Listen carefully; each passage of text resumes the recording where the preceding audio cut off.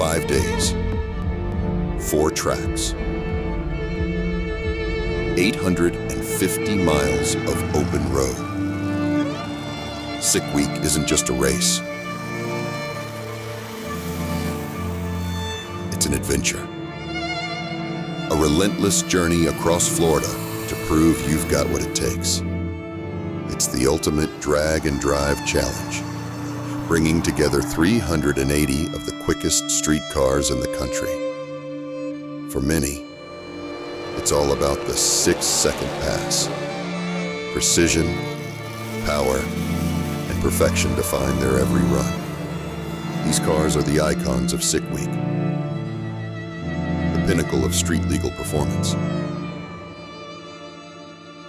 But this story isn't about them. No, this is the story of a class built for those that are a little different, where unconventional engines power vehicles stitched together with ingenuity, determination, and a refusal to conform.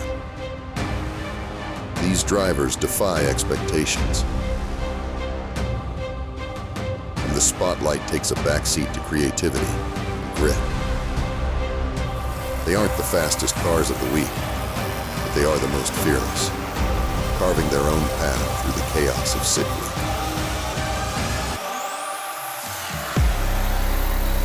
They are the Sick Week freaks. Some come to win. Some come to chase a number.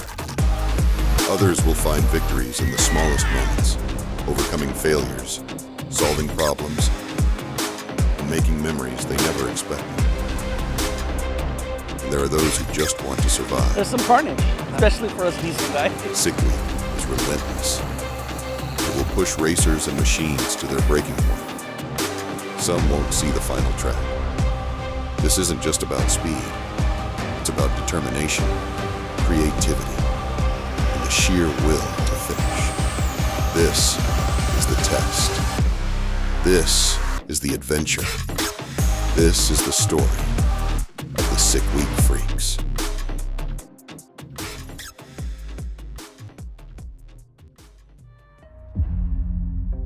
So yeah, my name is Rick Fletes. I got the 1970 Duramax Chevelle from California.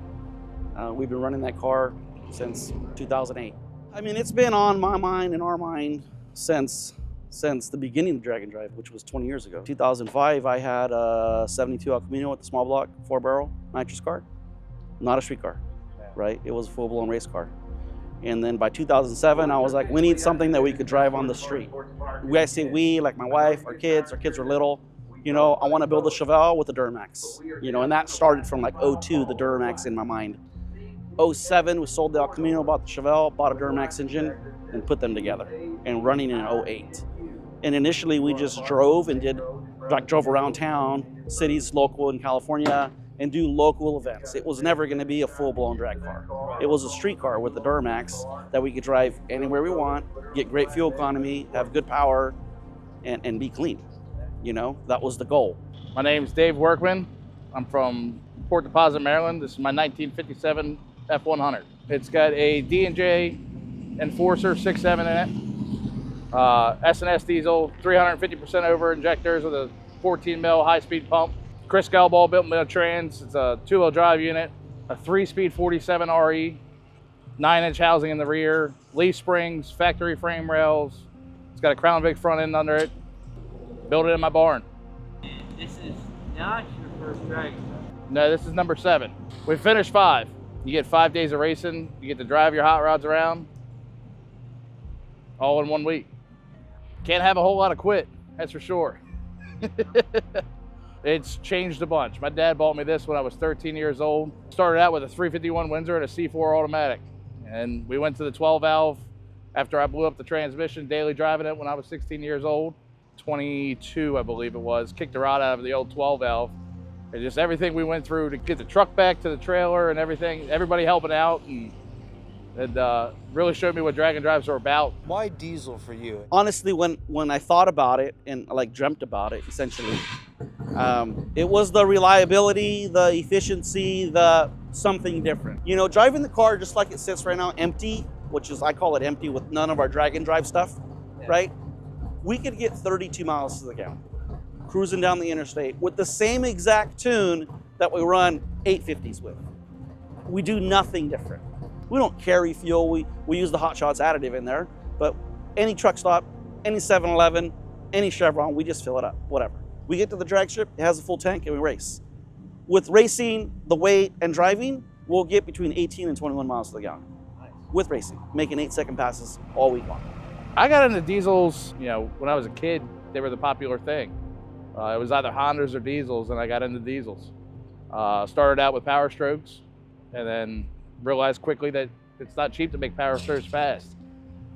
So we ended up going over to the Cummins, and it's still not cheap, but a little more reliability out of them. Well, like this week's a little different for us because we haven't been here. We haven't seen the car in 2 months, right? It's been out here in Florida. Ryan Milliken was working on it for us, his shop, his guys. They got it done. Essentially, yesterday was a bolt and nut check, everything, drive it down the street, make sure it shifts, overdrive, lock up, all that works, makes boost. He put it on the dyno, but I still wanted to make sure everything was happy, right? Today was, okay, let's check everything underneath, get it on the lift. We got on lift, service the transmission, service the engine, put new motor oil, transmission fluid in, did that, it's done. And then I was gonna put my wheels and tires on today, but didn't happen. So tomorrow we'll put the wheels and tires on, we'll make a hit tomorrow, which will be hit 1, day 1. Hopefully it's a good one. Tomorrow's pass is gonna be pretty important.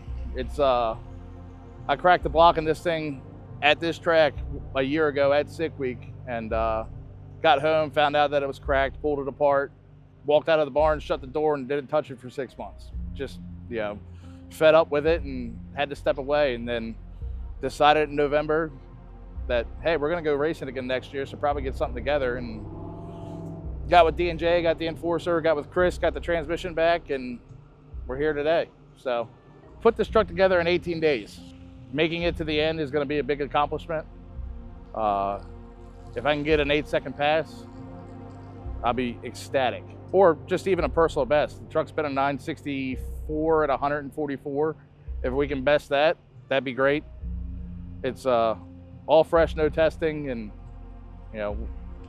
tomorrow I'll decide how we end up for the rest of the week. It may just be a struggle to finish versus setting personal best, so.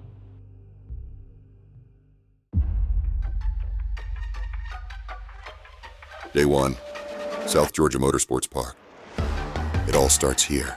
No turning back, no guarantees. Just the machine, the track, and the ones crazy enough to take it on. Cooper Bogetti here. This right here is my 2JZ 4th Gen Camaro. It makes about 12 to 1400 horsepower. We're turning it a little bit down for this deal because I do have to drive to the next track. Runs on Ignite Yellow and built by Induction Performance. This engine has been awesome to us. I probably shouldn't have said that on day 1, but engine's been really good. So fingers crossed that everything else cooperates. Man, it's hard to not like the sound of a 2J, and the power and the way that they leave and everything is just so unique. So I just kind of wanted it in a chassis that I could afford. Turns out I can't afford a Supra. I checked my bank account, and MK4 was not in the budget. So the next best thing is one that looks like it was dragged out of a swamp. Kind of makes the Supra guys a little upset because I got a solid rear end, I got good suspension, I got parts readily available, and it's not $80,000. My name's Allison Kovalik. I'm from Pataskala, Ohio, and I have a 1999 Dodge Dakota with a twin turbo inline 6, Dodge's new Hurricane engine. Dodge invited me to race at Roadkill Nights. Basically, they gave us this new engine and an 8-speed transmission. They just told us to throw it in something, and this is about all it would fit into, aside from a full-size truck. So we found this Dakota, and yeah, I don't really have any street miles on this truck yet, so I figured I'd try 825 miles. Hopefully it goes well. So last year I did Sick Ward and a 6-cylinder El Camino, and I had such a good time. I decided I just wanted to race in one too. Like, the Sick Ward part was really fun, but racing's better. The roadkill thing kind of happened after Sick Week, and while we were building this truck, we built it with the intention to do drag and drives afterwards. And it doesn't get any better than having an 8-speed. I can cruise down the highway at 60 at 1500. I never thought that I would end up with a inline 6. let alone enter Sick Freaks. I figured I'd be here in my other car. So this is new to me. This is like a new world that I'm trying to figure out, and I'm excited to check it out and see what people do, how fast people go. Like, I have no idea what to expect, to be honest. So my name is Jonathan Whitaker. I'm driving a 2009 Chevy Trailblazer LT. Comes factory with a 4.2 liter inline six. It's a four-wheel drive, selectable. Originally it came stock with a 4L60. Now it has a 6L80 in it, and running a big turbo. My buddy Calvin, Knivelack57 on YouTube, he really turned me on to this platform, and it's different. I was kind of tired of LS and stuff. I have a Turbo Coyote swap car. I just wanted to try something new, and to be honest, I have no regrets. It's an incredible platform. It's super impressive for what it can do, especially on a stock motor. It's just wild. My name is Morgan Evans. We are from Cocoa, Florida, and we're here with our 1987 Dodge D150. So we actually got invited to Roadkill last year, invited us out, gave us a Hurricane, which is a brand new Dodge twin turbo inline six motor. And we went and picked up this truck actually in Georgia. Yeah, not too far from here. They gave us the engine and they said, put it in whatever Dodge vehicle you'd like. So us being into old trucks, we went for a D150. Naturally, we needed something a little rusty. Yeah. Kind of go, keep it on Missing brand. some paint, ideally. We didn't know we were getting this engine because we didn't pay attention to read the fine print. We thought we were getting a Hemi. So when we opened the package, it was really funny. Like, what is that? It was a very strange day for us. Jesse Harris, Martinsville, Indiana. I drive a 1980 C10. It's a Wagler billet rod, but on an OEM cast piston. It's a 6.7. It's not sleeved or deck plated, just wet block, normal stuff. The transmission's a 48. It's a trans brake valve body, Garen's converter. It's a really new setup, a captive clutch. I have dump valves and lockup.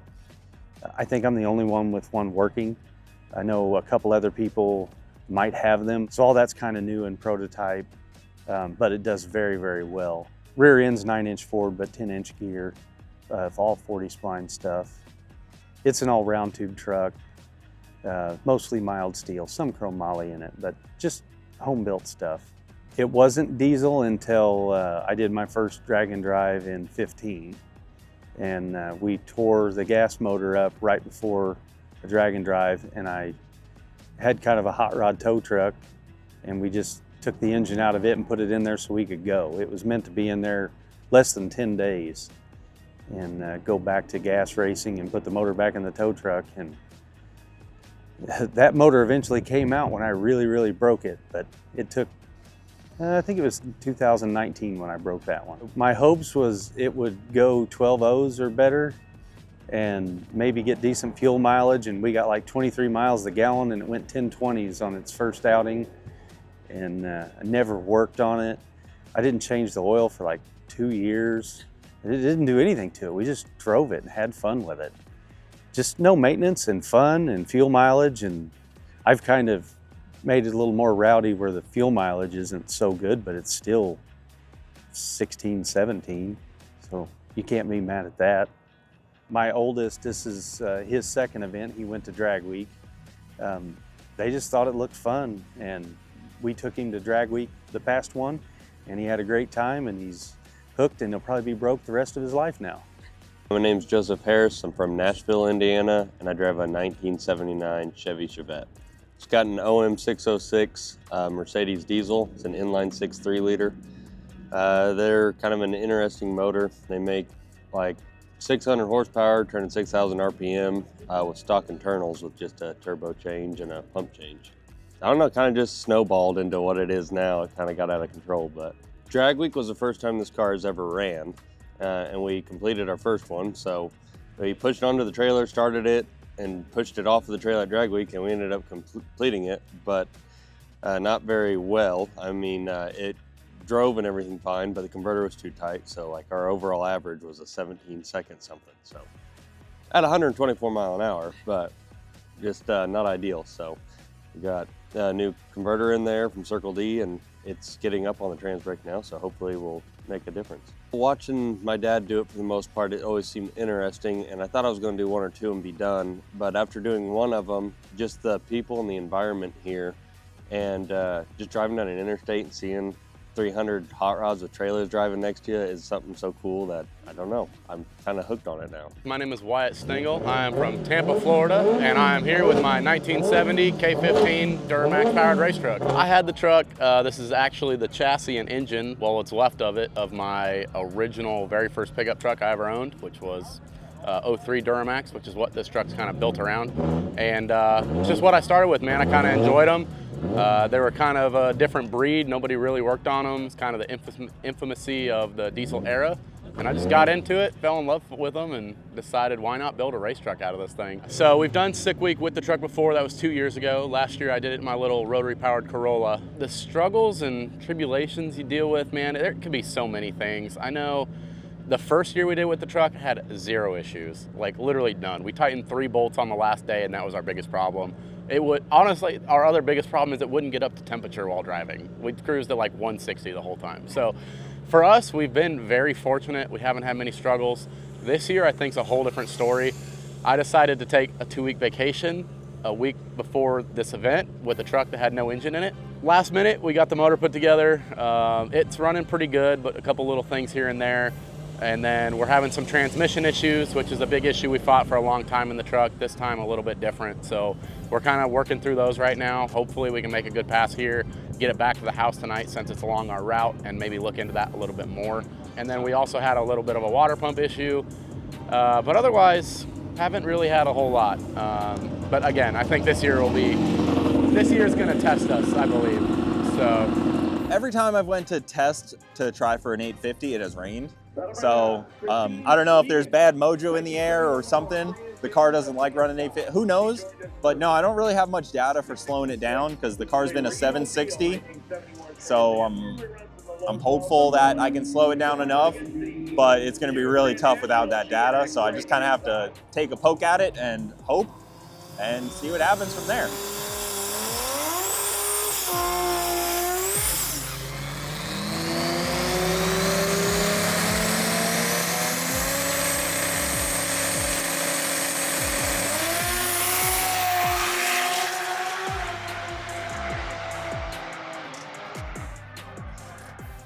Especially with Sick Week, my goal is to obviously finish. This is pretty much untested.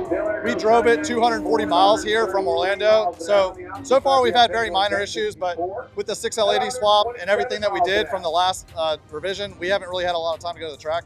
So this is actually gonna be our first pass on this combo.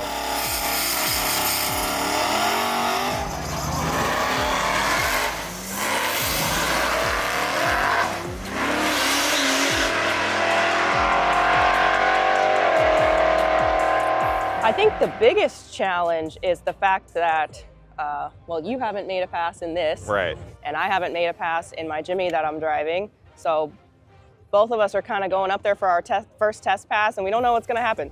So.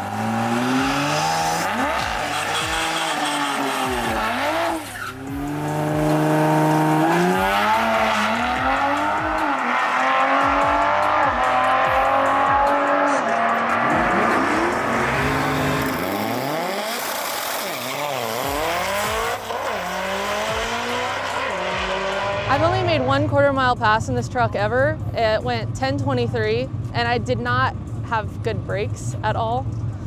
It was a little sketchy. Probably shouldn't have run it, but whatever. I've never been able to leave past idle before. I think it's a 9-second truck. We don't have the time slip to prove it yet.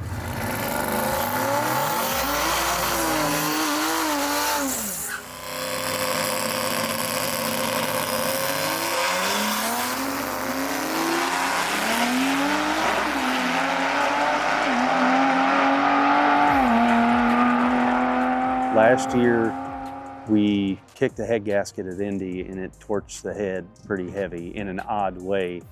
And I was able to find somebody to fix that while we waited, but the valve seats were starting to drop out. And it was like, at this point, I can buy a head and keep running, or I can put it together and kill it. So we just decided, I gotta step out. I'm a wimp, I never test. If I'm gonna make it in the water box day one. Now, at home, I'll go test, maybe race somewhere. But when I come to a drag and drive, I'm gonna sit in a lawn chair till it's day one.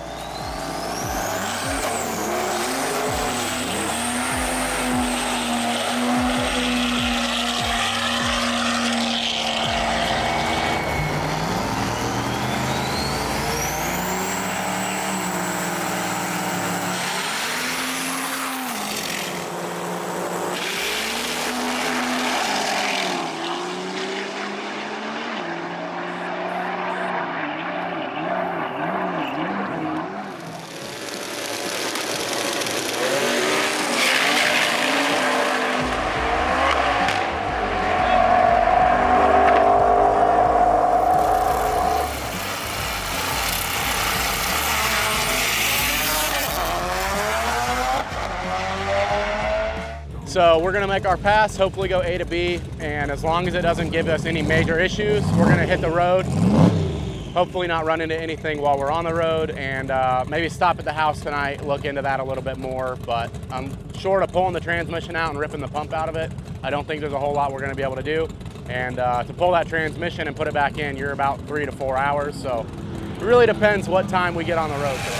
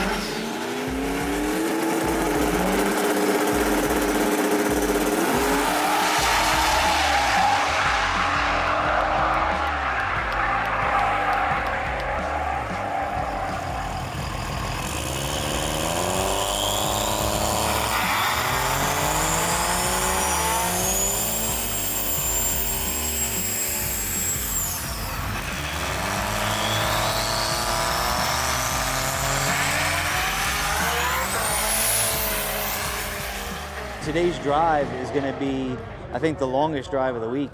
So how are you looking forward to that? I'm actually excited for that to be the first leg because I drive from where my truck is to my house. So if it breaks on any of that journey, I'm not too bad. And if it gets home and it's broken and it can't compete, then I'm at least home. So I'm kind of excited to get that right off the kick, you know, like peel the Band-Aid off right off the hit and just get rid of it. I don't think it's going to be too bad. I think the weather will cooperate pretty well. It's going to be nice and cool out, so I don't think people are going to be struggling too much with temps and trans temps and things like that. That seems to be what takes everyone out is trans related shit and, you know, valve train stuff. So if these cars can stay cool enough, could probably make it happen. Yeah, I don't think we'll have too many issues, of course. I mean, you know, as far as the vehicle goes, general maintenance, you know, we had some wheel stud issues back on 66, but I think we've got most of that sorted out. So We've put 4,000 miles on this thing, so. yeah, any problems we have will be new. So hopefully we don't have any. Hopefully it's, you know, scot-free and a fun drive. But we'll see how it goes. I'm feeling pretty good. I'm a little anxious because I think I'm prepared, which is not normal for me. Usually I'm like rushing to get everything ready at the last second. I feel like I should be doing more, but I think I'm ready. I don't know. We'll see. That's usually what someone says before everything goes wrong. If we end up running into some detrimental issues, we're probably going to call it. It's not worth beating on the truck. I mean, it's a very expensive setup. So if it takes us out of competition, it is what it is. Just happy to be here. Hopefully we make it through, but there is a possibility that ends up ending our week early. Due to his transmission issues, Wyatt was not able to complete sick week. Jesse also experienced transmission issues while preparing to leave the track for the drive, forcing him out of competition as well. Rick also seems to be having some problems before leaving the track. Smoke the turbo. PB 129, 60 foot, 546, 8th mile, 127. Right. And then the quarter went the 856, which is the PB. And unfortunately, it looks like we lost the turbo probably at 900 foot, 1,000 foot. You can see it in the video where it starts puffing out a bunch of black smoke. Right. We thought it was rich. On the return road, it had lower oil pressure. Not like low, but just low enough to be like, maybe something happened. And then in the process of putting the air filter on, I always pull this pipe off to get the air filter on and notice the turbo was a bunch of play, lost the bearing, and the oil pressure goes through the turbo, and that's why I lost oil pressure. Gotcha. So we're disabling it. Disabling the turbo, doing like a little bypass here. We already bypassed the oil line. Wedged a tool in there. Keep it from spinning? A turbo disabling device tool. Nice. Keep it from spinning. And then I'm going to undo this pipe here so I can get some fresh air there as well. That way it doesn't have to go through that turbo. Gotcha. And we're rolling. We're going to go to Bradenton, 320 miles like this. Stainless send us the turbo tomorrow. Overnight. It already shipped. And we'll have it tomorrow at the track in Bradenton, and we'll put it on and keep rolling.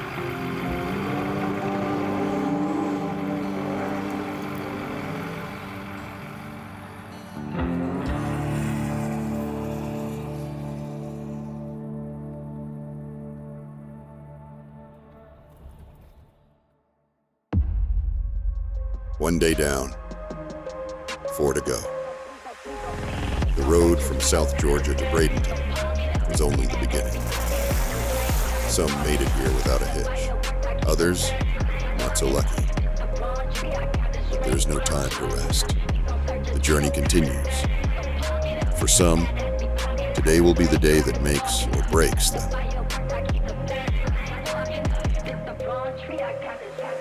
We are at Bradenton Motorsports Park. How was the drive last night? Long. It was about 11 hours for us to make it 300 miles. We didn't have any issues with one of the guys we're running with. He was having some issues, so making sure he didn't get stranded on the side of the road. Got to the hotel room at 4:30 in the morning, woke up at 7, got here, got switched over, and ready to make a pass now. I think we're number 6, and honestly, I have no idea what the times are. I saw where we were, and that was all I was worried about. Not a whole lot of time right now, so I hope Bradenton's reputation holds up, and it's a good track. It's the same tune, same suspension, same tire pressure. We just added 6 pounds on the leaf, see what it'll do. I got an axle seal leaking that we're gonna fix after this pass.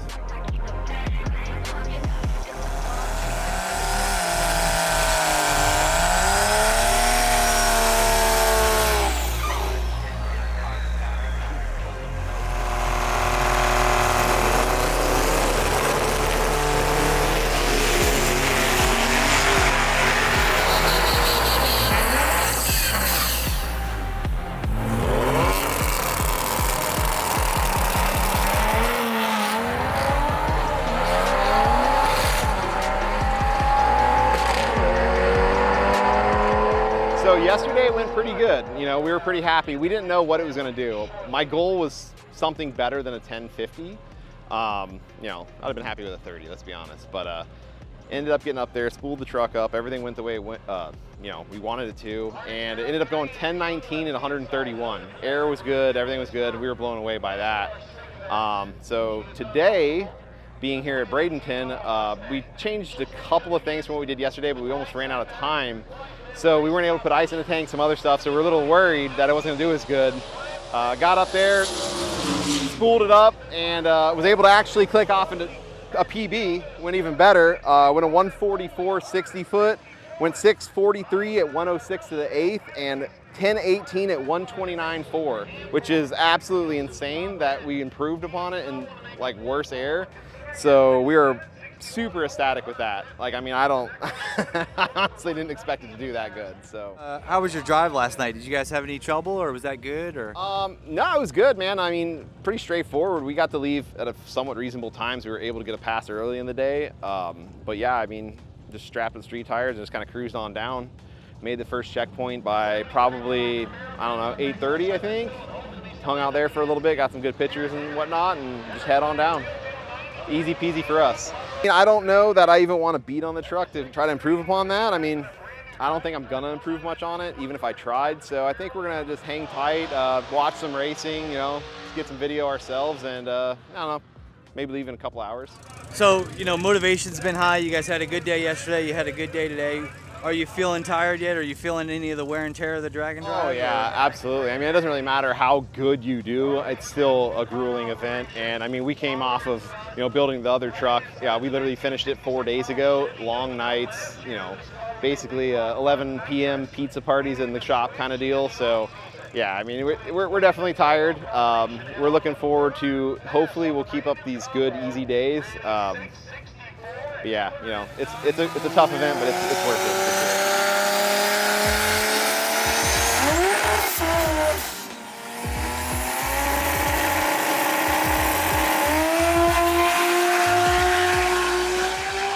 And so it went 870. I was on the same 8th mile as I did yesterday. I went the same exact 8th mile, like across the board to the number. And right when I get to like 8th mile, between that 8th mile, 1,000 foot, that's when I'm kind of thinking, like, when do I lift? What do I do? Do I tap the brakes? So I lifted. It felt a little slow, so I got back on the gas before the trap, but it just wasn't quite enough. And I mean, an 870 is not bad. I didn't go too fast, so I can turn something in. So I kind of just have to feel out, see what the rest of the class did, and see if it's worth making another hit, or see if it's best to just save the car and head on down to Orlando, because we're probably still sitting pretty good. I think I still have like an 861 average. So it'd still be tough for somebody to come around me on that, depending on what that diesel Chevelle does, who's right behind me, but I think he just botched his pass. So he'll be waiting around. I mean, hopefully he makes a good pass. Like I said, I'd like him to be right there. And we could battle it out. You know, there's a lot more days left. Maybe take that 870 and cruise on, not make another hit, save the car. I don't know, it's hard to say. It's one of those endless decisions, you know, you could end up with a life full of regret while you look at somebody walk away with your orange helmet. It's definitely tough. I talked to way too many people about it. And, you know, where we're at right now in the day, I could wait around. And it's not like yesterday where it's a really long drive. So there's so many factors that play into it. You really just start spiraling. And then you end up with decision fatigue, and then you just want to take a nap. And I haven't really slept much, so kind of just, it gets tough, you know? We got back to our Airbnb last night at about 4 in the morning, and I think we all collectively agreed that we were going to sleep in a little bit. We were not doing too good last night. It was a struggle. It was rough, so I'm hoping today that I can get the truck into the teens. I had some issues with the brakes before this event, so this was the first time I was able to actually bring it up on boost. And I was just kind of getting used to the new brake pedal, and I could have brought it up higher, so I'm gonna try and do that today. Yeah, we all tried to make a second pass yesterday. He never made one in the first time they were allowed to run, so we had to wait for him to make one, and then none of us were really happy with the time slips that we got, so we were gonna try and make one too, so it ended up being a really late day at the track yesterday, and on the longest drive too, which it was brutal, but the alternator we made left it. the chat yesterday on this thing, so. What are you looking forward to today? Short drive and some sleep, yeah, and enjoying this weather. Yesterday was day one in Georgia. First pass out, we went at 8:56, 157 mile an hour with the 129 60 foot. Pretty much our PB for everything. 8th mile time was PB, mile an hour, quarter, same. It was the perfect pass. On the video, you can see that it put out a little bit of smoke, probably like the last 300 feet of the run. It kind of started billowing some black smoke. On the return road, it felt fine. And then when we got back to the pits, converting it over to street, I put the air filter back on, part of the process, pulled the intake pipe off, and I could see the turbo was rubbing on the compressor housing. So I grabbed the turbo and I mean, besides it burning my fingers, I mean, you could tell that it was dead, smoked. So much play in it. So that's probably why it had some smoke on the track. We think it let go during the pass. Lost some boost, still ran the number. So we came up with something. I mean, I talked to a bunch of people, and eventually talking to Stainless, and they built us a turbo right then in Indiana and shipped it right then. It got out the door.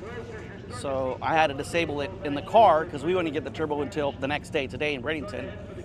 So the plan was to drive the car with the broken turbo from Georgia to Florida, right, 320 miles. Some of my buddies, including the hotshot guys, came up with this crazy plan to disable the turbo, reroute the oil line, and then either take the guts out of the turbo so there's nothing in there, or make it not spin. So I just chose to make it not spin. I shoved a pry bar in there and hose clamped it to the pipe, intake pipe, so it could not spin. And then we drove like grandpa for 320 miles. Ironically, we could still cruise at 80 miles an hour, 85 no problem. It just took a little longer to get there. So it was cool. We made it to the hotel last night about 11:30. It was like a 6-hour drive. And then here at the track, I don't know, about 9. Track went on at 9. We got the car torn apart. We were done tearing apart by like 10. We waited for UPS to show up. They showed up 10:30. The car was running by 11, and we were in the lanes. Up for our first hit about 11:30, and unfortunately, I don't think I had enough heat in the car, and it died on the starting line when I let go off the trans brake. That's what I think happened. It coughed and died. We didn't get a pass. I drove down.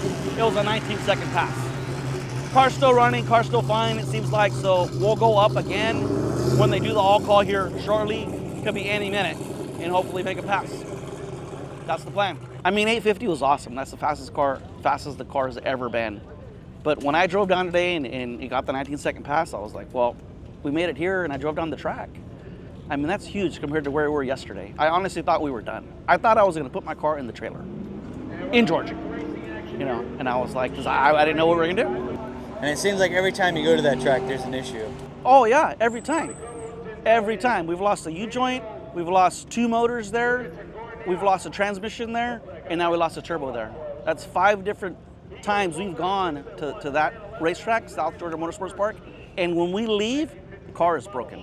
So you're looking for some redemption Saturday. I sure hope so. We need to go through that track and get it done and not break. I'm an idiot. I got up there to make a pass. Actually, had 2 issues.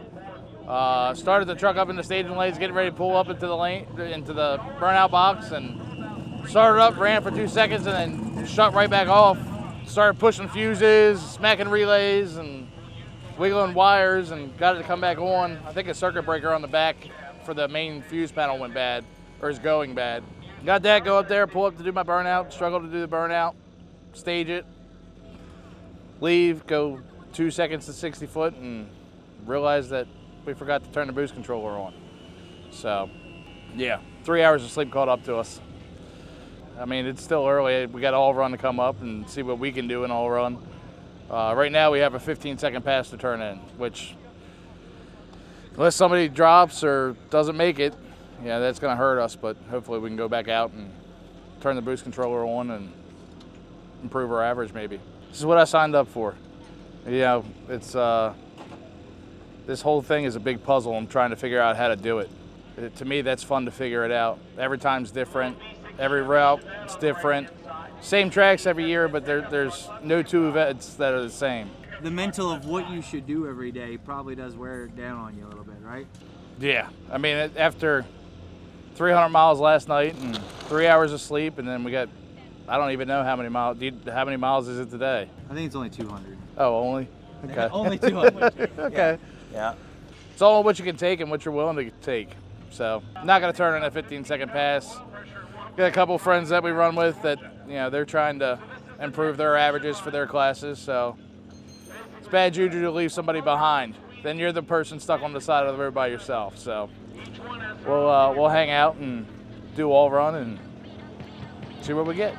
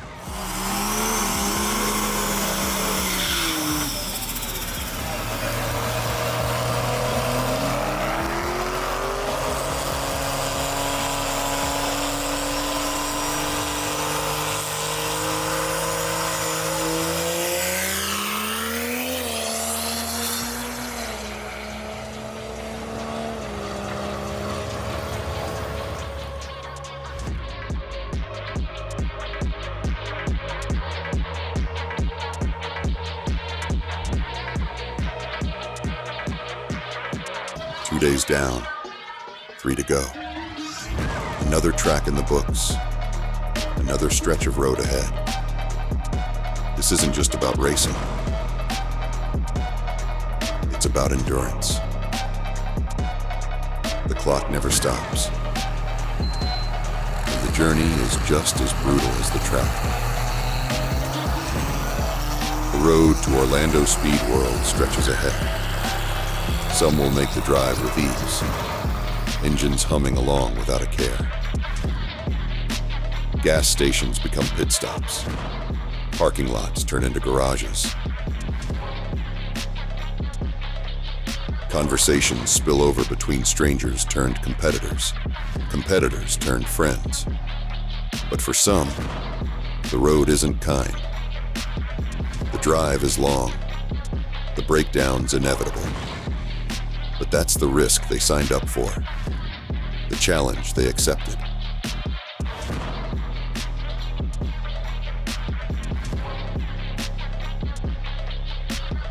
Because Sick Week isn't just about the time slip. It's about surviving every mile between the tracks.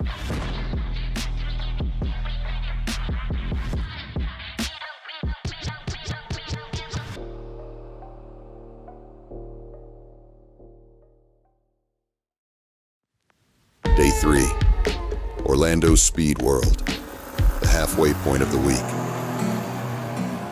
500 miles of road behind them, and 3 more days of racing ahead. No do-overs, no second chances.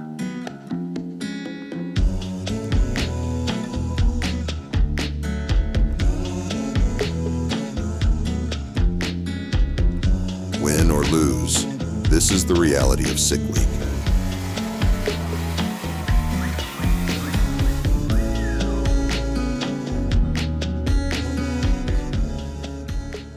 Day 3, I don't know what day of the week it is.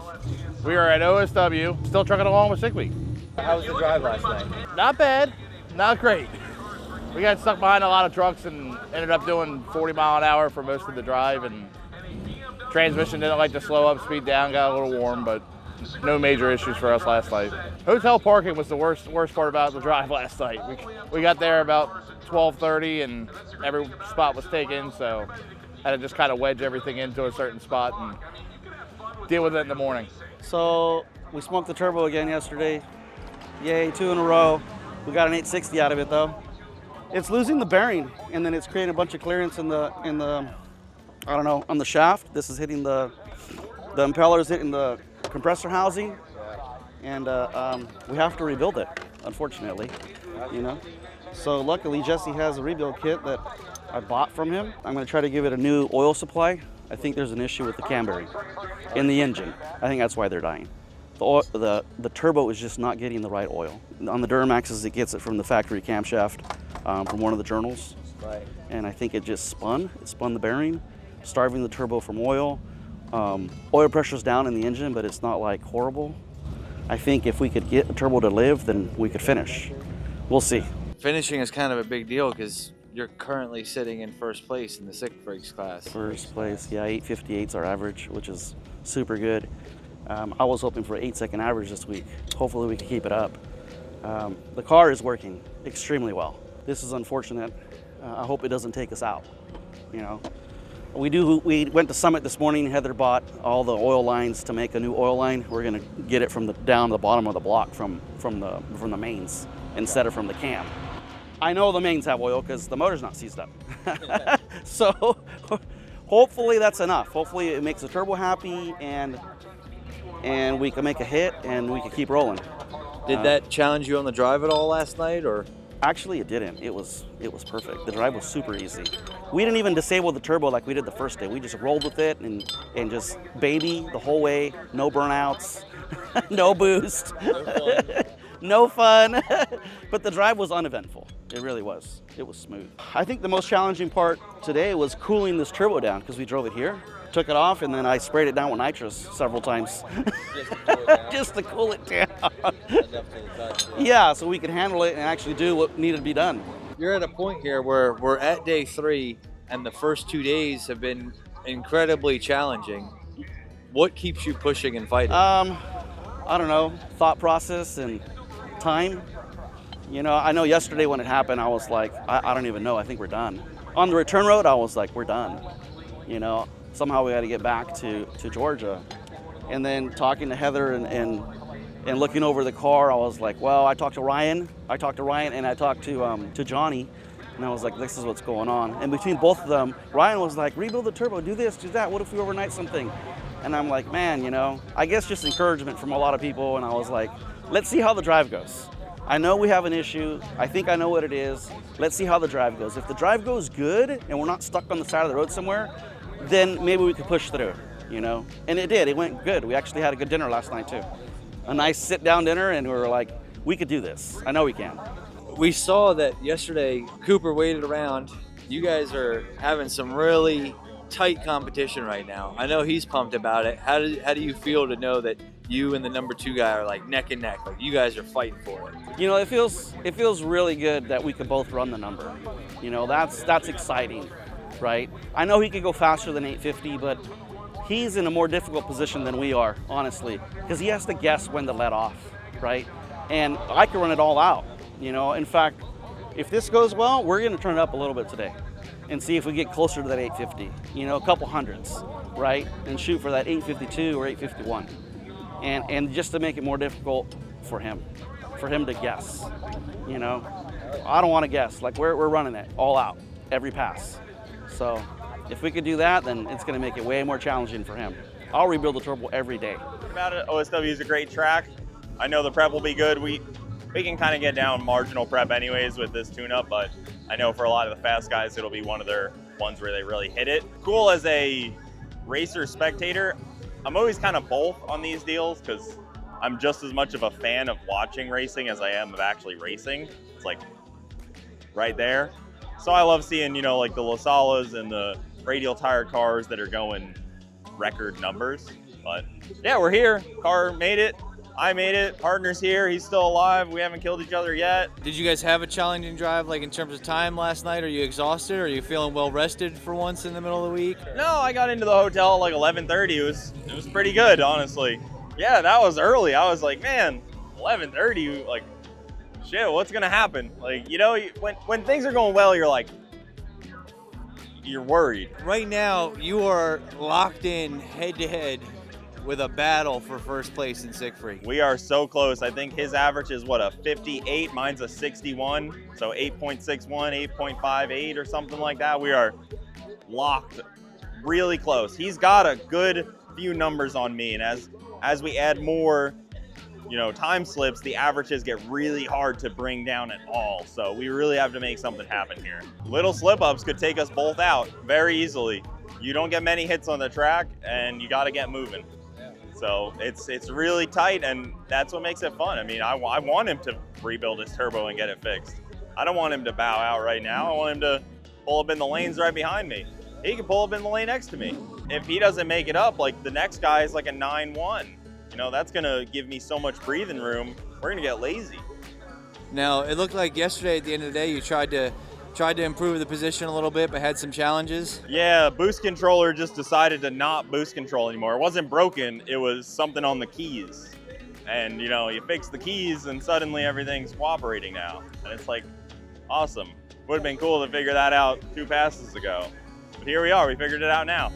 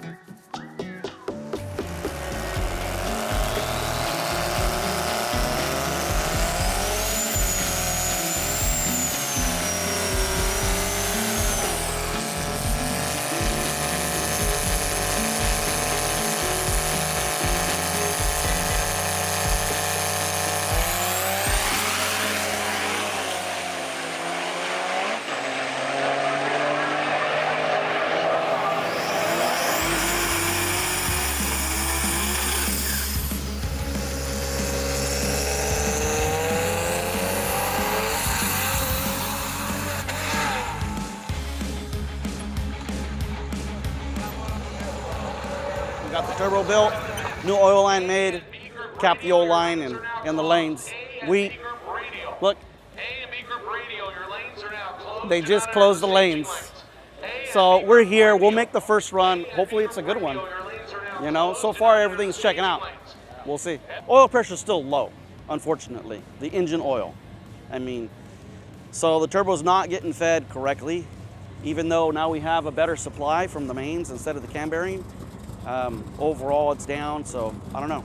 And I don't know how long a Duramax will live with the spun cam bearing in general. And honestly, I do believe that yesterday's pass, I mean, it was already spun. It was spun the first day, which means it survived yesterday's pass. It just killed the turbo, right? If we had better oil supply to the turbo yesterday, it hopefully just wouldn't have killed the turbo and it would have ran the same.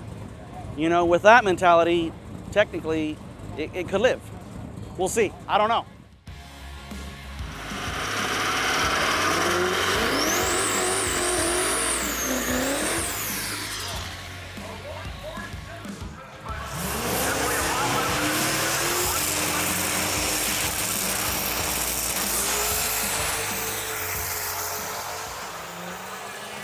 First day, we rolled up to the burnout box to do a burnout, and my injector return lines, one of them cracked, filled the injector cup full of fuel. It spilled over the back of the valve cover, put fuel on the track. Once they saw that, they had me push out of the burnout box to go fix it. We went and put new lines on it and fixed it, but they wouldn't let us back in because they're giving everybody one pass for opportunity, so I had to wait till the all run. But since rain delays and oil downs, they didn't end up doing the all run class. So day one, I had to take a 20-second average and roll on with competition. And then as we were on our drive, I blew a transmission line. We had to stop and fix that on the side of the road. Luckily, I had transmission fluid, filled it back up. We left. So we got to Bradenton yesterday, and my fuel filter housing had a fuel leak. So sat and tried to fix that all day. So I had about 2 hours of sleep until last night when we finally got to go to bed at 2 o'clock in the morning. So. And then how'd you do at the track yesterday? First time it's made a full pass under power. There's a lot of personal issues I made, human errors. It went at 11.9 at 121. I do think this will be in the 10s by the end of the week for sure. It's been hard. Are you still excited about going forward, or is it kind of worn off? Yeah, I mean, this is just part of it. I mean, if you're going to do the drag and drive stuff, you kind of got to expect to not sleep and probably to be working on it. If you're not willing to show up and not sleep a couple days and work on it, then you might as well not even show up because it's guaranteed to happen at some point. I had a pretty easy week last year, slow as can be, but had no issues, never put a wrench on the car. So we're catching up on some of that this week. We're about to go make our next pass. I'm hoping for better than a 10:18 because that's what I did yesterday, but the weather's a little warmer, not as good. The DA's, I'm not sure actually where the DA is, but it's not great. Last time we talked, I was still trying to get my new personal best, get into the teens. That hasn't happened yet, and so I got some better fuel today. I was just running on pump gas before. I wasn't going to get into the teens on pump gas, I think, so I had to upgrade the fuel. So at the beginning of this, I said I was just going to try and survive sick week, and you know, I survived for like 2 days, and now I'm kind of bored. I don't want to go faster. But it hasn't been boring. I mean, I've seen you guys have had some long days, some troubles in the stops, but it hasn't really been this. It's just... No, this has been reliable. I mean, I really have no complaints with this thing. Trip was pretty good. No problems with the Dodge. Had a few problems with the Jimmy, Morgan's truck, but got it all sorted out. So we're here. You know, we're ready to race. Kind of the midpoint of the week. How are you feeling now that we're like halfway there? Pretty good, honestly, man. I mean, the truck's been good. Just really adamant about trying to get it as consistent as possible. So really just excited to make the pass, see what it's going to do in this weather. I'm feeling like I need to get faster if I'm going to bring my average down a little bit. So, I don't know, just trying new things. You know, I'm really treating this like a test session too, just because, you know, there's a lot I haven't experimented with this truck yet. If I had it my way, I'd have 275s on it right now. This is just all I had in my shop. And, you know, I spent all my money trying to get it ready. Just ran out of money for tires, so, yeah. I think, if I'm not mistaken, I checked last night and we're number 8, but I could be wrong, which is exciting because that was kind of my goal. If I can get, you know, top 10, top 8, I'd be pretty pumped. I think I'm 9 right now, which Honestly, that's only because 3 people that were faster broke. But, you know, hey, I'm still top 10. Again, I'm not trying to win the class or anything. I'm just trying to get better, do better in the truck. That's all I care about. If I ended up in the top 10, I'd be thrilled. What would you say about other people who are maybe thinking about the Freaks class or don't even realize that, like, you can have something different and be competitive and have fun? And I mean, I was a diehard V8, like old Dodge muscle. I would have never thought to do this had Dodge not asked us to. So I went into it open-minded, and I love this truck now. Like, I want to keep making it better. I want to keep making it faster. I definitely want to make it more comfortable for next year because I'm definitely doing Sick Week again.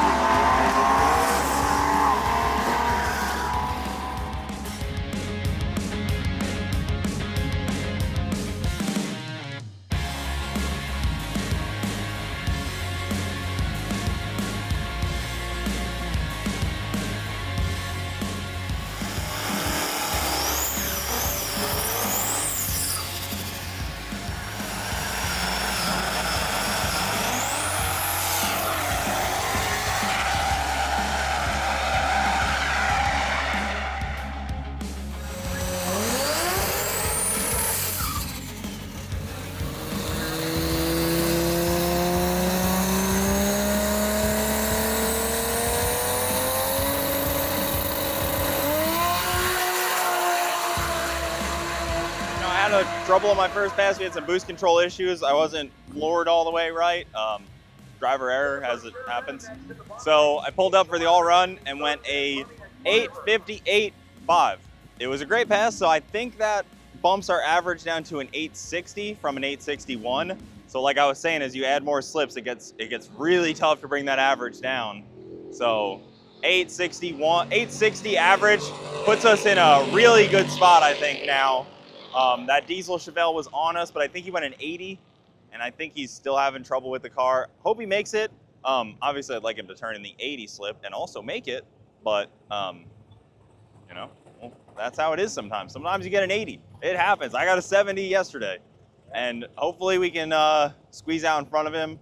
If that's how it pans out, we'll definitely be in front of him, and if we can stay there with minimal effort from here out would be nice, because it's been a little tight these past couple days where we're kind of swinging back and forth, but I think it'll be interesting to see how that pans out for him. so, what is the game plan for the drive today? It's not super long. I think it's what, 170 miles. Yeah, it's not a huge drive, and you know, like I said, I've been driving at night. I've been getting back to the rooms at 4 a.m., 2 a.m., midnight. It's like, who cares really? It went a little slower than I was hoping for, but kind of expected with the DA and everything. Ended up going to 1024 at 129, so mile per hour is still there, but you know, did what we expected, I guess you could say. But we're all loaded up. We're gonna go ahead and get out of here and get on up to Gainesville.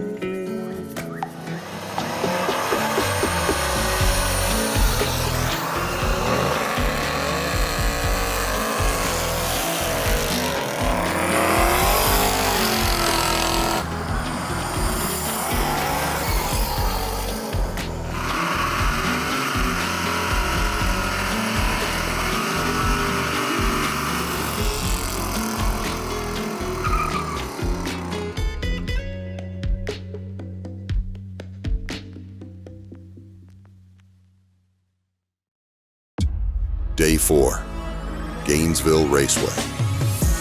One more road conquered. But the fight isn't over yet. The road to Gainesville has claimed its share of victims. Some made the drive with ease. Others barely crawled in. And for a few, this is where the journey ends.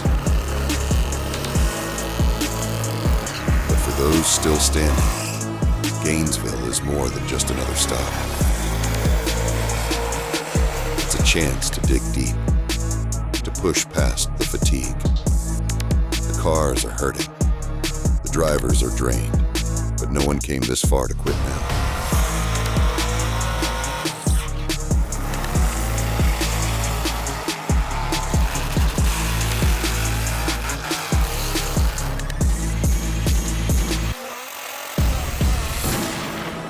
Realistically, we could do one more pass, break the beams, drive to the next track and complete this, but we're trying to stay in first. We're sitting in first right now. We got 5-number lead on the second place and like a 5/10, 6/10 on third place. So we're doing pretty good. We're doing pretty good. And I'd like to try to keep this average as good as possible. And like we were talking yesterday, as you add more slips, it gets almost impossible to get that average back. You know, like he's got a 865 average, I got an 860, but to bring that average down is so difficult.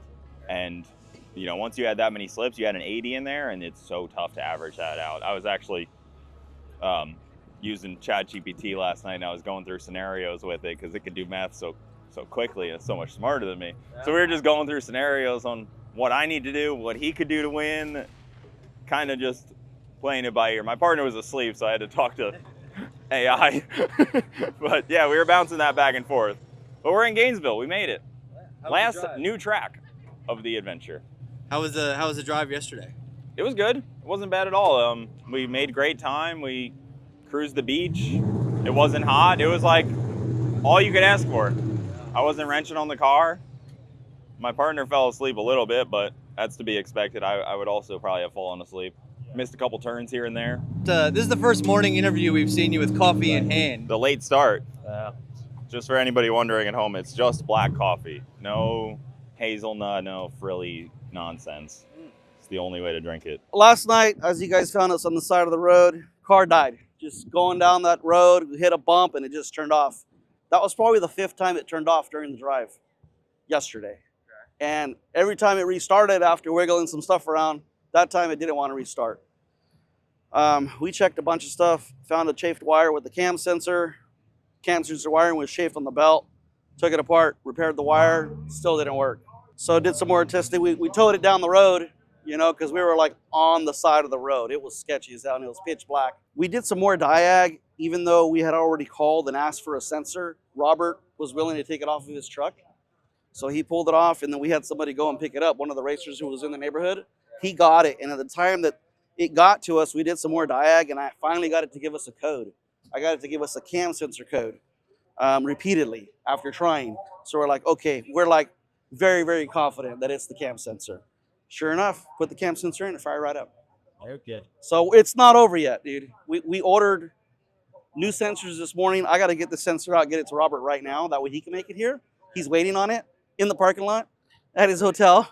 And I think his class is up, which sucks. So I got to get it out. Heather, I left her in Gainesville. She's at the auto parts store waiting for the truck to deliver the sensor. So as soon as it arrives, she's going to jump in an Uber and come here. And then we'll put that in the car. I got to service it. I got to turn it around. I got a bunch of stuff to do. And then hopefully we don't miss first round, which we're assuming will be probably in like 2 or 3 hours. If we miss it, then we'll for sure be ready for the all-call. It's about 11 a.m., probably about 75 degrees, so might not be too bad. Looks like we got a tailwind, so I'm pretty excited about that. So we'll see what happens. This thing has been like the model of reliability this week. Yeah, it's been pretty good, man. I can't really think of any issues we've had, to be honest. And that's, again, like not trying to be arrogant whatsoever because anything can happen at any moment. So we're just thankful that we've been getting through it pretty scot-free. I believe we're in 7th, so that's pretty cool. As long as we, you know, keep doing what we're doing. I mean, we went at 24 yesterday, so I think my average is 20.7 or 207 or something like that. So we're pretty rock solid right there, but there's a couple people nipping on the heels, man. There's some cars that are a lot faster, you know, so they've been kind of all over the place, but we'll see what happens, man.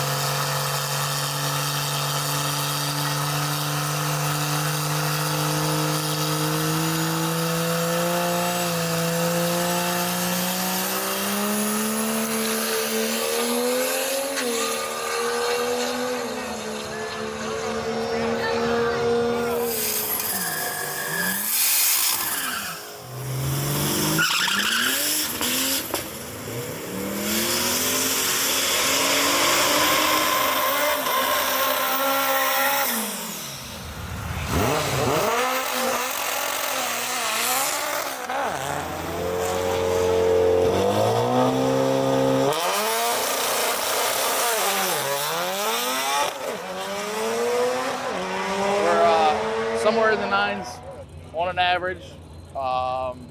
Apparently 4th place. Pass here, hopefully one and done it, and then head 100 and some miles to Georgia and at least break the beams and then see what we can do. Started to put the nitrous in it this morning and decided, nah, we're day 4. We got very close to finishing. Let's just finish and then put the nitrous on it. So the past 3.5 weeks have been a lot of work. And I don't want to throw it away just trying to rush something. So I actually got a halfway decent sleep last night. We got to the hotel around 11:30. Got in the room, and aside from people slamming doors in the hotel, got to sleep till about 7:30 this morning. Some of the threads on my manifold studs for the exhaust manifold the threads have gone to meet Jesus. So we had to get that sorted out. It's still got a pretty decent exhaust leak, but it's better than it was. So I was going through, tightening everything up, checking everything out, and I went to pull one off, and it was just spinning. Wouldn't come off, wouldn't tighten back up, so we just put another nut on top of it and jammed it back down in there. So it's leaking. It's not ideal, but we got 2 more passes and 130 miles, so we'll fix it when we get home.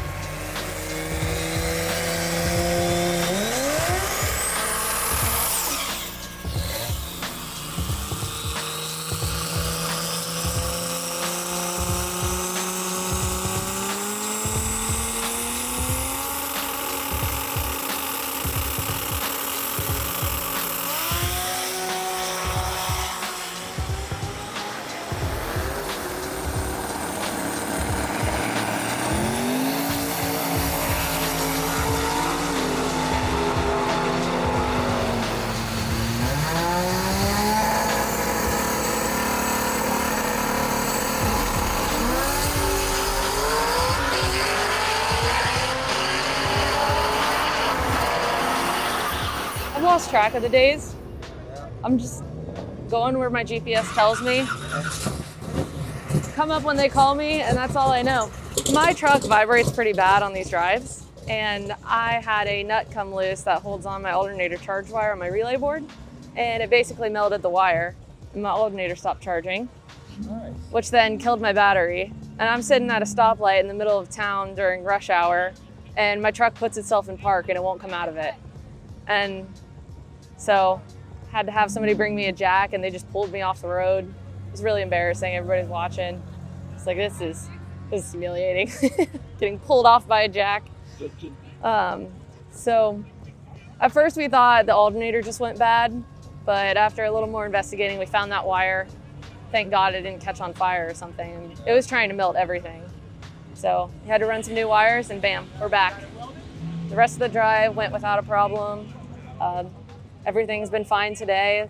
It's consistently charging, so I think we're good. I think this has been slowly happening all week too. I've noticed like my power's been my voltage has been dropping a little bit. I'm wondering if that's maybe been affecting my times all week, because it's just been slowly getting slower and slower. And you know, I've been trying to like adjust in other places when, you know, those I probably didn't need to. Like there was another issue going on. So I guess we'll see today. How's this sick week experience been to be doing it in your truck, going down the road? How has that been for you? It's been a blast. If I could go back and change a couple of things, I definitely would. But this year was all about learning. Like I'm definitely gonna have a trailer next time I wanna do one of these things. I'm gonna bring extra tires and buy some new wheels because I hate driving around on those radials. Yeah. It's been a little rough, but you know, for the most part, I think I've done okay for my first one. I'm pretty happy. And luckily, we're here with some buddies that have done plenty of these before, and they had trailers. And you know, Tony and Tess, they've helped us out a lot, especially with some missing tools, things that I just wasn't expecting to need. So hopefully next year I'll have a better idea.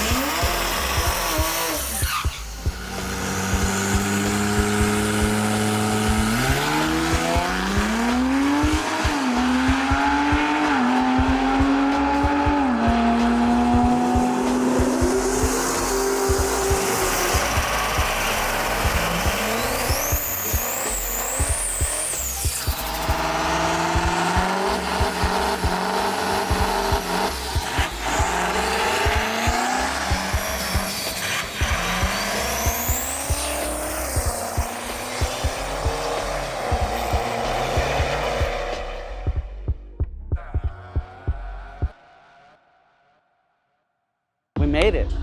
I mean, we've literally made it. We really have. I know we haven't made a pass yet. The car is running. It has oil pressure. It goes on the brake. It makes boost. It's like, honestly, today is better than all the other days we've had all week. And I don't even know. I don't even know where to begin.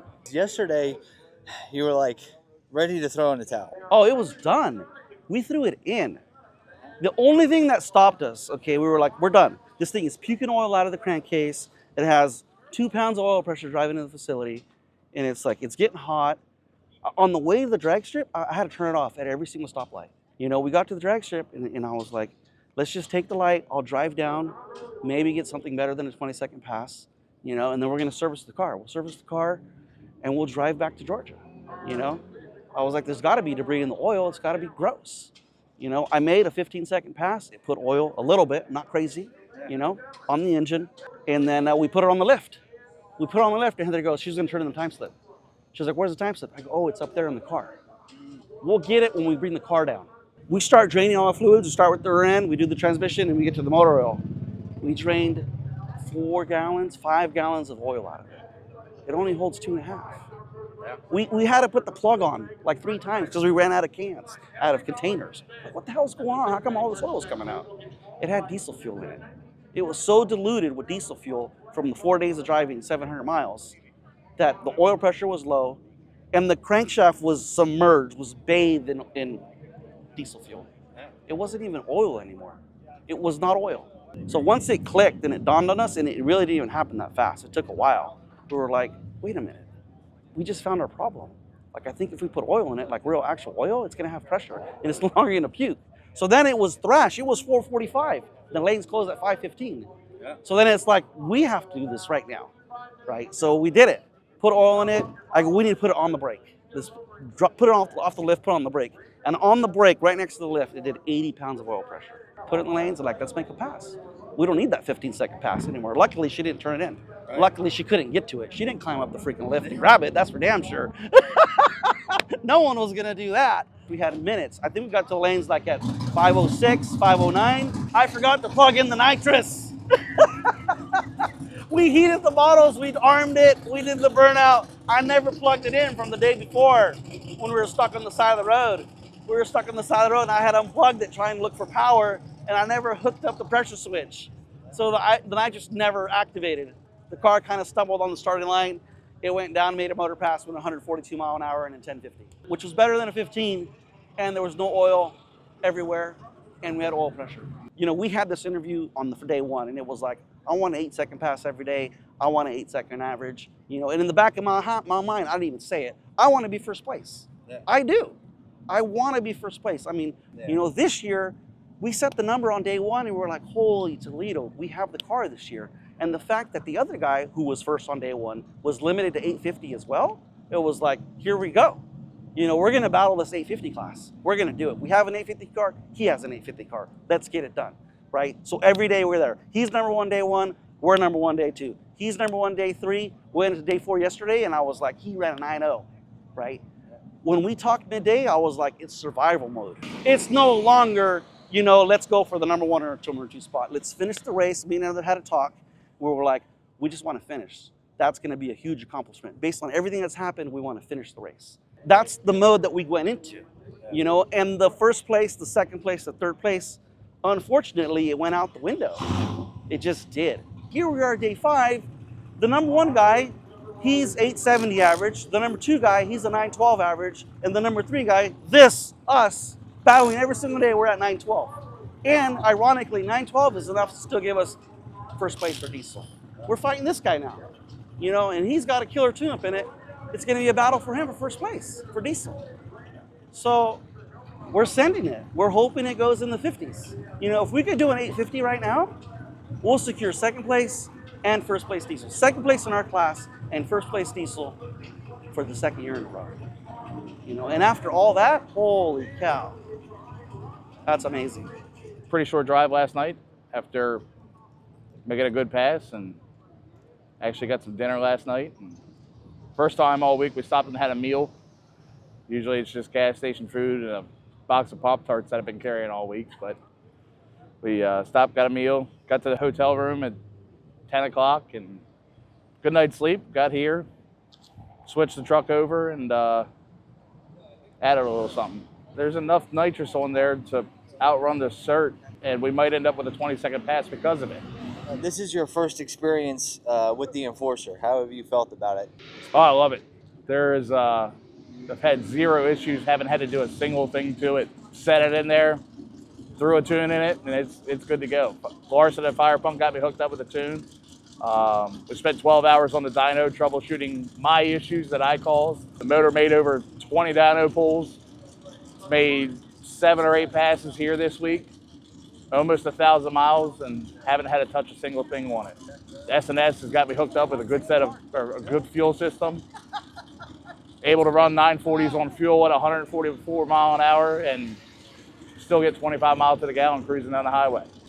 Everybody that's helped me out, Chris Galball built me the transmission that, you know, we had issues with it right before we left for the dyno, and he came in on a Saturday, got me all straightened out. I've had no driveline issues whatsoever. Actually, really no issues at all, aside from that exhaust manifold leak. Starting out, D&J built me a badass motor. Like I said, no issues at all with anything driveline. Chris Galball on the transmission, he's been building my transmissions forever. I've never had a transmission fail for something that wasn't my fault.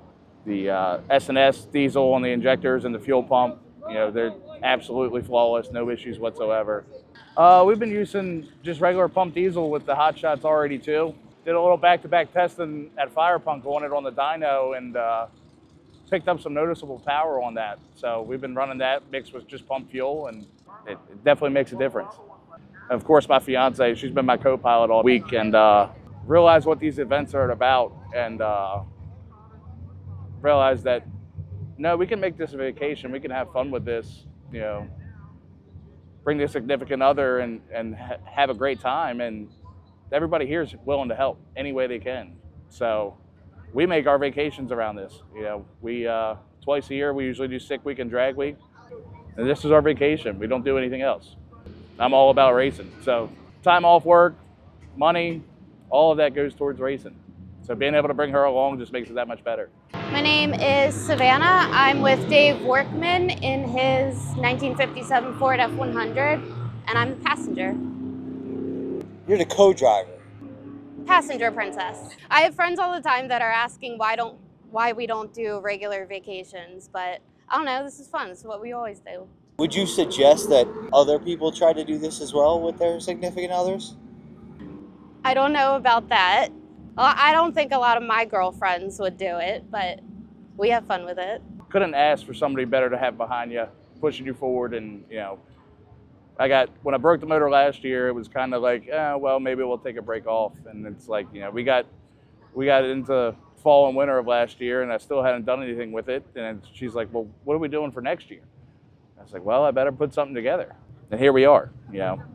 Started in November because she pushed me, and here we are in January. Yeah, trying to chase the 10s, and we went 11:05 yesterday, so gonna push the car a little harder, beat on a little bit more. We went up a little bit more. Day one, we started 15 pounds of boost on the leave, then we went to 20. Yesterday was 25. I'm gonna do 30 or 35 today, just depends on how rowdy I wanna get. And I'm also gonna lock the converter. I have not done that yet, down track. A lot of the 4L80 guys tell me not to do that, but we're gonna try it and see if we can pick up some mile an hour. It would be just a childhood dream come true. I've always, since I was a kid, wanted a 10-second diesel Chevette. Like, that's been in my head since I was like a 3rd grader.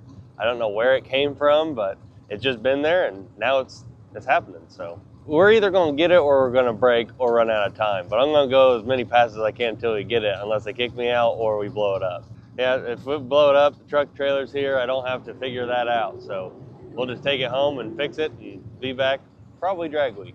Now, you're in a little bit of a different situation here where this is also a family event for you. Yeah, it is now, for sure. Yeah. So what's it like to have your family here, and how does that change the dynamic a little bit? Well, for the most part, it's kind of nice to be able to hang out. We don't do this stuff as much anymore. This has kind of turned into our family event. We don't, really talking, hanging out is usually working on each other's cars to get them here. And then when we get here, it's just kind of cool to see everybody's goals come true and work on it and, kind of bring everybody together a little bit. It's just, it's a nice surrounding to have and a nice time to get to spend together. And it's a lot of time together. My name is Sydney, and I am with my husband driving his Chevette this week. He's the crazy one in the group here. I have no part of it. I'm just along for the ride. The only requirement was I wanted to stop at the beach, and we finally got to stop at the beach in Daytona. I got to go look at the beach. Honestly, I think it's the friends that we've made throughout this time. When we did drag week, we met a couple people, but nothing like the group of amount of friends that we have this time throughout it. It's a lot of work. It's hard. You have to have real dedication to do it. Being a racer and a passenger, it's just a lot of work overall, and you have to come in with the right mindset. Because if you come in that it's not going to work, then it's not going to. Hearing everyone else go like, oh, like he didn't get the 10 that he's been waiting on all week. It is sad, but I think today especially, I told him, and I guess it's bad juju to say this, but I told him, and I was like, make as many passes as you want. You blow it up, that's fine. Like, we're going to fix it regardless. You go and get your 10, like whatever it takes to get there. Are you happy that it's over, or are you kind of sad that the week has come to a close? Kind of sad. I would say, like, when we did drag week last year, once we got home after we realized, like, wow, the whole week's actually gone, we sat and looked at all the photos that people have posted on Facebook and Instagram and stuff like that. And it was just like, it's kind of sad. It's bittersweet at the same time. Like, we made it, but it's also like, it's really sad. I think that's what causes the addiction of drag and drives, is that you're always chasing to have that feeling again, like the adrenaline rush. I think it's always a feeling that you're always going to chase, and that's why so many people continue to do drag and drives. Especially, I think you have to savor it, especially whenever it's like tired and you're dropping your sausage. I hop on the floor and crying and laughing at the same time about it. I think no matter like how tired you get or how stressed you get, you still have to enjoy the moment, because you're here to do this. You're here to put yourself through the most amount of stress you can handle before you break. And I think even with that, no matter how tired you are, you still have to sit and enjoy every part of it.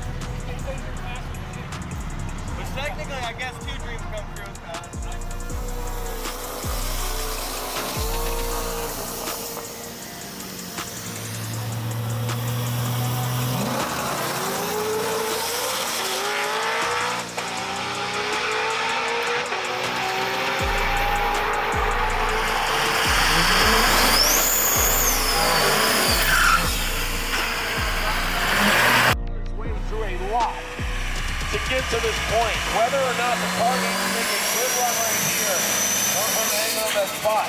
Alan Pryor, once again has problems. All right, this is our second pass, or our second attempt today. First pass was horrible. I think we went at 12. We looked at the log because it was like, I don't even understand what happened. The car was surging essentially the whole way down. Like I was like in and out of the throttle, but I wasn't. It just did it. It was possessed. We looked over a few things. We found another messed up wire. I don't even know how we found it. It was down there by the pedal. I moved it out of the way, put on the trans brake here, bumped, and I was like, whatever, let's send it. Went up there, did the burnout, let off the trans brake. I didn't use a spool jet this time, right? And since I didn't use a spool jet, my staging procedure was a little different. And when I let off the brake, the car just went to idle. You know, it shocked the tire and then went to idle, and then the pedal completely stopped working. The accelerator pedal, it has no more pedal. It's completely dead. And I think the previous pass, it did exactly the same thing, but with the spool jet, it was turning on and off, because the spool jet works off a boost. And it would have boost, and then it wouldn't, and it'd have boost, and it wouldn't. The motor was not accelerating because of fuel. It was the small spool jet that was making it jerk back and forth the whole way down the track. It should have went, it could have went. The track was good, the car was good, and we just have another failed part, unfortunately. That's original from this original swap. Right? I swapped it in 07. Everything came from an 04 pickup in 2007. So you're talking 21 years old of using these parts. The cam sensor, the pedal, the harnesses, everything, the ECM, it's all original. So it is what it is. We finished, we made it.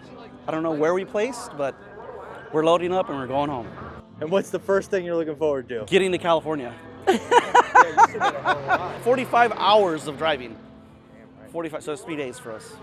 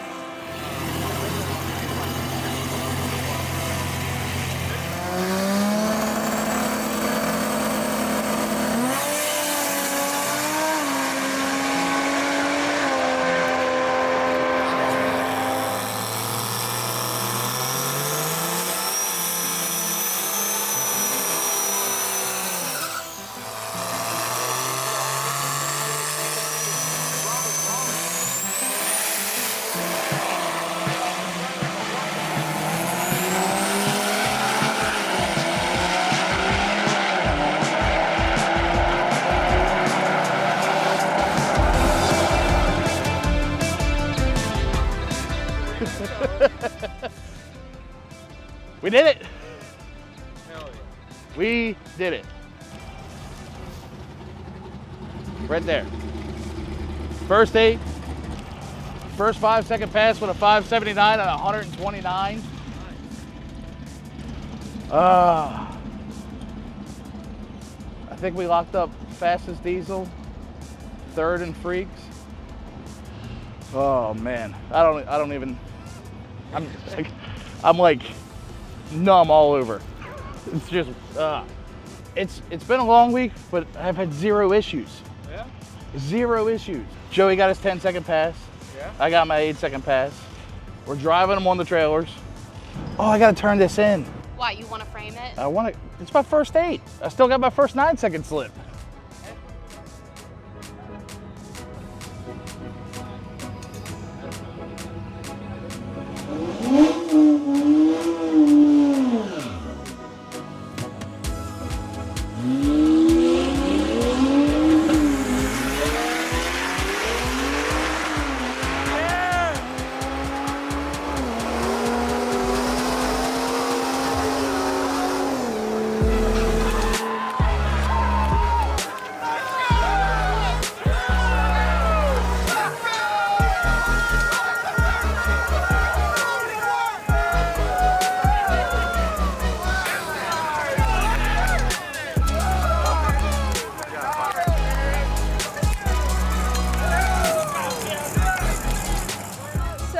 All week my goal has been to get this thing in the 10 teens, so pretty happy with this 998.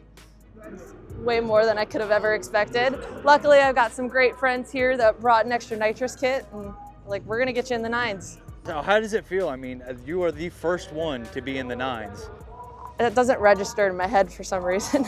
I mean, that's crazy. Does this make this all worth it for the week? Oh, absolutely.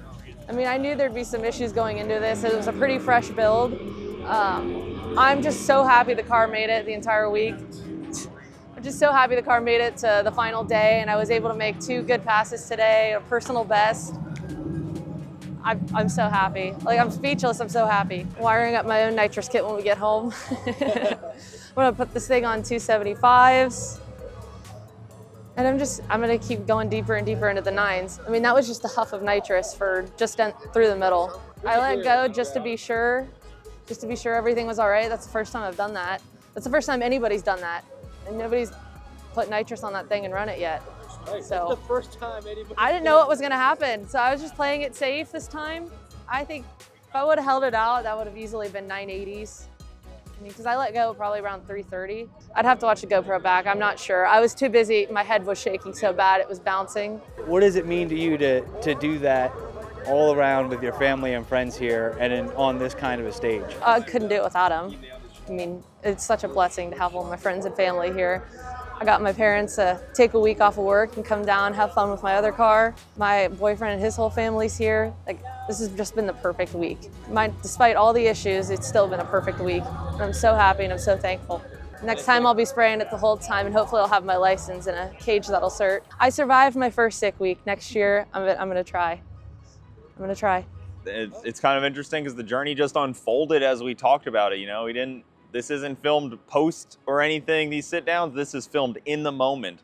And we didn't know how things were gonna unfold, and here we are in Sick Freaks, and it looks like we just won the class. We got our helmet, and then we also secured the fastest 6-cylinder award in Sick Freaks as well, and fastest 6-cylinder overall on property, but specifically in Sick Freaks. So we're double awarded up now, which is pretty cool. I get the helmet, but I'm pretty fired up about that because, I mean, you guys saw, you come into Monday and you don't know what to expect. People spun the tires, people didn't get a second pass. It was make or break. We got so lucky with that 53 that it just set the tone for this whole thing to unfold. I was told that you almost lost a friendship over a 9-minute drive and a 36-inch belt.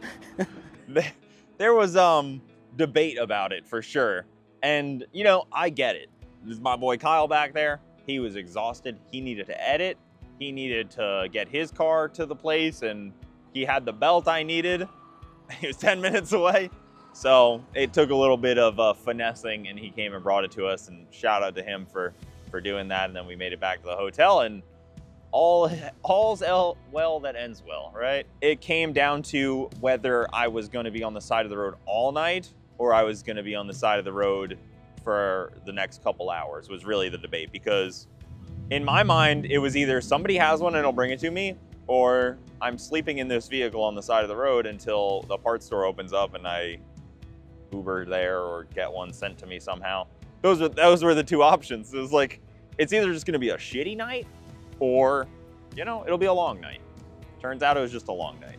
I can handle that. You know, it speaks to that spirit of the week of just at no point ever throwing in the towel. I mean, we saw Rick, you guys were locked in a first, second place battle throughout the week.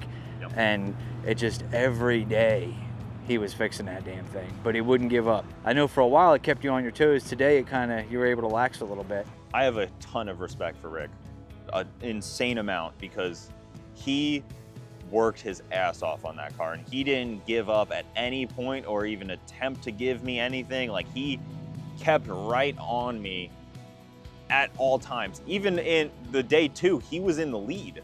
I had to take it back. I went into, you know, day 1 with the lead and then came out day 2 without the lead. Like, he was there. And then, you know, I just kind of squeaked away from him and kept inching up until finally I just made the gap too big and he slipped up a little bit and had some parts failure that worked in my favor. And, you know, that's how it goes. It's not like a 5-round race, you know, it's war. And I had, you know, yesterday I ran a 40. That could have potentially ruined my day, like my whole weekend, my whole week, whatever. I got lucky a couple times and things just worked out in my favor, and it just kind of everything aligned. That's really how it feels. Everything has to align.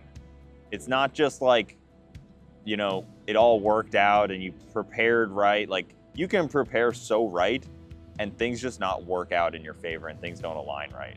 And it was just our year for things to align right. Is there anybody that you want to thank, or is there anything that, you know, you're thankful for on this week of Sick Week? Oh man, I mean, Alpha, who was tuning on the car, he didn't really tune on it much at Sick Week, but he played with it a little bit, and he's the absolute madman, and he's the GOAT on the laptop. He had about 30 minutes to set up the flex fuel sensor, and he said, all right, go live it up. And I put 93 in it, I put Pumpy 85 in it, and then I raced it on Ignite and didn't change a tune-up or anything, just pouring different stuff in the tank, and that thing just went down flawlessly. We didn't change spark plugs, we didn't even look at them. I just trusted it. And then we just kind of rolled along. Mike, who was with me, Mike Vargas, obviously huge help keeping morale up, and he shines in the places that I fully fall short in, so it works really well. Everybody at Induction Performance, I mean, part of the reason I wanted to take this car was because I wanted Induction to get the recognition they deserve for putting together a motor like this and an engine combo. And I really think that showed. And then my boys, ATF Speed, who built the trans, I mean, that was one of my biggest worries this whole time, because the trans lets go, and you know that seems like the weekend for most people. It's like, that's it.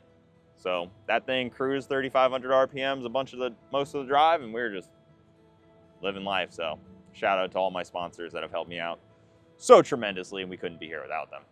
Oh, yeah. Well, I think it's time to go get a helmet. I'm going to get my helmet. Let's make that happen. Number 3 in the Sick Week Freaks. This is the category for cars less than 8 cylinders, also diesel, with a 941 average. David Workman, 1957 model Ford F100.